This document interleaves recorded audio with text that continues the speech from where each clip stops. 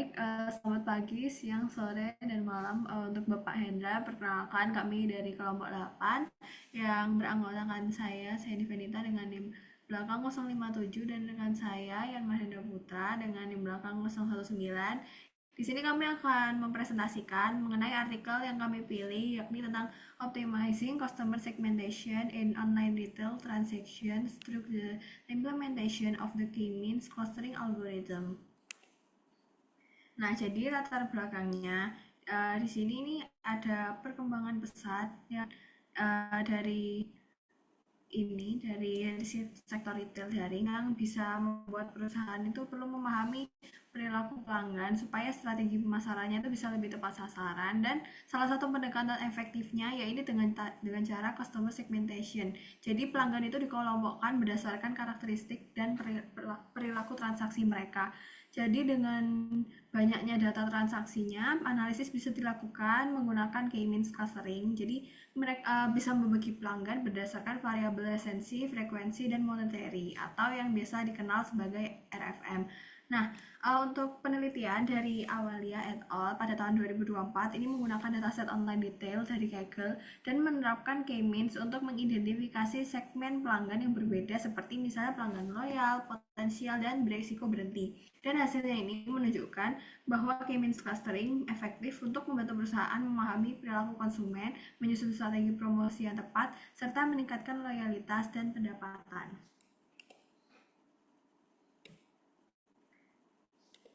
Nah, di sini ada 3 rumusan masalah yang kami capai. Yang pertama, bagaimana mengelompokkan pelanggan berdasarkan perilaku transaksi menggunakan metode K-means clustering. Kemudian yang kedua, apa karakteristik dari masing-masing kelompok pelanggan hasil segmentasi. Kemudian yang terakhir adalah bagaimana hasil klasterisasi tersebut bisa membantu perusahaan dalam merancang strategi pemasaran yang lebih efektif. Nah, untuk tujuannya penelitian kami sendiri disesuaikan dengan rumusan masalah kami yang ada 3, yakni yang pertama, menerapkan metode K-means clustering pada data transaksi pelanggan untuk menemukan pola dan segmen utama. Kemudian yang kedua, ada menganalisis hasil cluster untuk mengidentifikasi karakteristik pelanggan yang seperti tadi ada pelanggan loyal, potensial, atau beresiko hilang. Kemudian ada yang ketiga, yakni memberikan rekomendasi strategi pemasaran berbasis data untuk meningkatkan loyalitas dan penjualan perusahaan.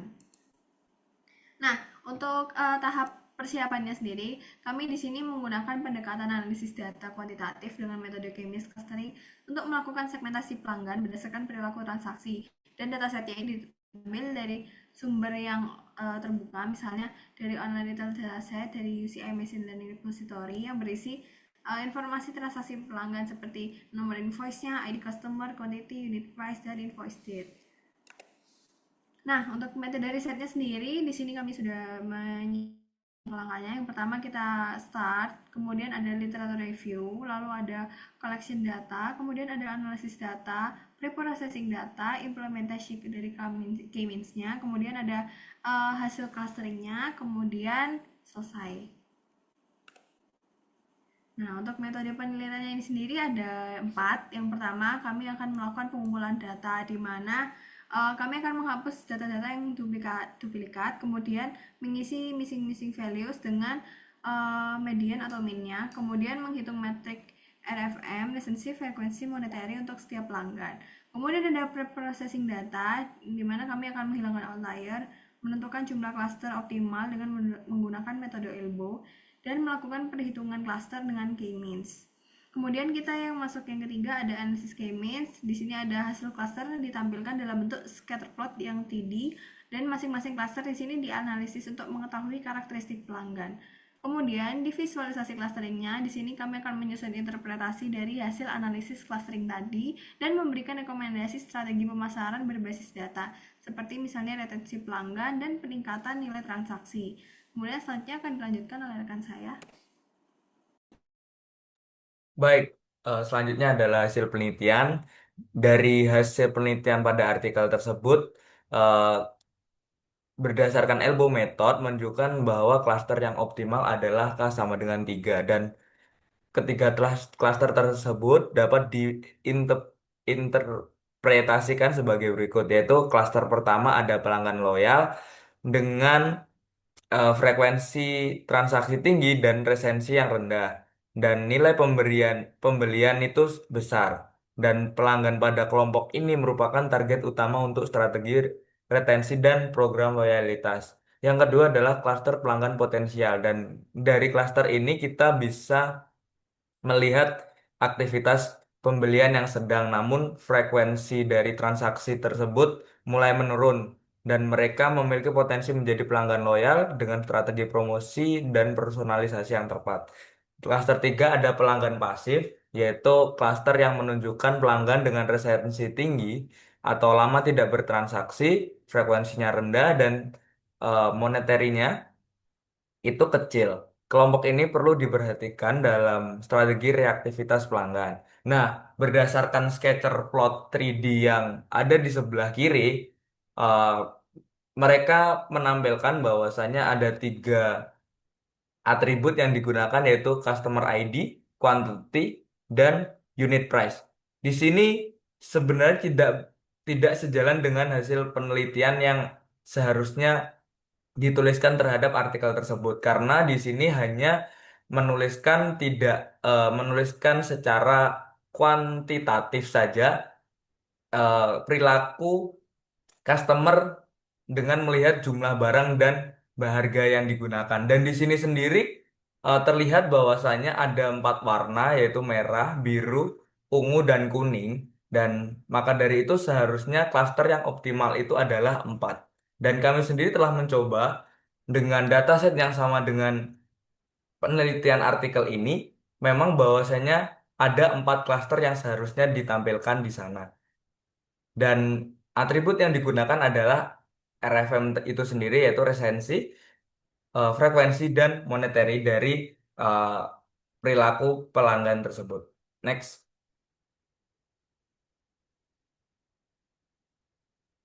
Nah, dari hasil eh,